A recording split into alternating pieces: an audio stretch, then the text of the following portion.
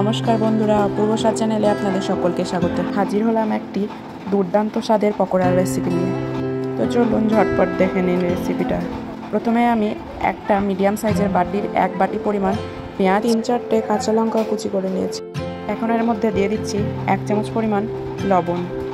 এই লবণটা দিয়ে আমি প্রায় 10 মিনিট মতো মাখিয়ে রাখবো। এখন হাতের সাহায্যে খুব ভালোভাবে সমস্তটা মেখে নিচ্ছি। লবণটা দিলে পেঁয়াজটা খুব তাড়াতাড়ি নরম হয়ে যায়। এখন আমি আগে থেকে সিদ্ধ করে নেওয়া 3টে ডিমকে 4 ভাগ করে কেটে নিচ্ছি। এখানে 2 পিস ডিমকে আমি সরিয়ে রাখছি, পরে পেঁয়াজের মধ্যে ব্যবহার করব। 10 মিনিট পর ওই পেঁয়াজের মধ্যে দিয়ে দিচ্ছি 1/2 টিস্পুন গুঁড়ো লঙ্কা, 1/2 চামচ জিরে গুঁড়ো, 1/2 চামচ হলুদের গুঁড়ো, আর এখানে দিয়ে দিচ্ছি 1 চিমটে চিলি ফ্লেক্স। এখন একটি গ্রেটারের সাহায্যে আগে থেকে তুলে নেওয়া ডিমের 2টো টুকরোকে গ্রেট করে নেব। আপনারা এটা দেওয়ার অবশ্যই চেষ্টা করবেন, কারণ এতে পকোড়াটা খেতে অনেক সুন্দর লাগে।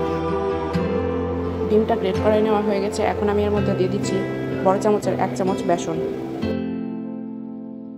এখন হাতের সাহায্যে খুব ভালোভাবে মেখে নেব।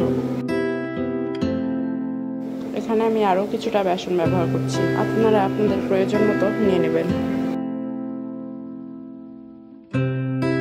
বেসনটা আমার মাখা হয়ে গেছে। এখন 2 হাতে একটু তেল মেখে নিয়েছি। এখন ছোট ছোট লুচি কেটে ওর মধ্যে ডিমগুলোকে দিয়ে দেবো। আমার এই রেসিপিটি আপনারা সন্ধ্যের স্ন্যাক্সে বানিয়ে নিতে পারেন। বানানো যতটা সহজ, খেতে কিন্তু অসম্ভব মজার। আমার এই রেসিপিটি আপনাদের কেমন লাগলো অবশ্যই কমেন্ট বক্সে জানাবেন। আর চ্যানেলে নতুন হয়ে থাকলে চ্যানেলটিকে সাবস্ক্রাইব করে দেবেন। ভিডিওটি ভালো লাগলে একটি লাইক অবশ্যই দিয়ে দেবেন। তো দেখুন, আমার একটি পকোড়া সেট দেওয়া হয়ে গেছে। এইভাবে সবগুলোই করে নিচ্ছি।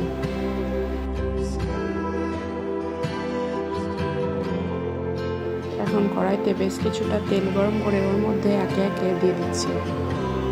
তেলটা গরম হয়ে গেলে গ্যাসের আঁচটা লো ফ্লেমে করে দিতে হবে। এক পিঠ আমার ভাজা হয়ে গেছে। এখন খুন্তির সাহায্যে উল্টে পাল্টে দিব। পকোড়াটা আপনারা লো ফ্লেমে ভাজবেন, কারণ এতে পকোড়াটা খেতে অনেক মুচমুচে হয়।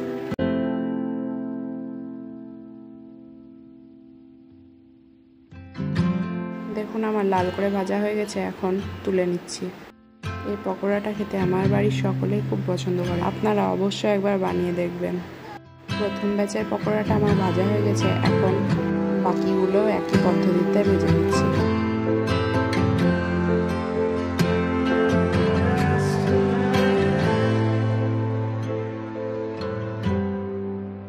সমস্ত পকোড়ায় আমার ভাজা হয়ে গেছে।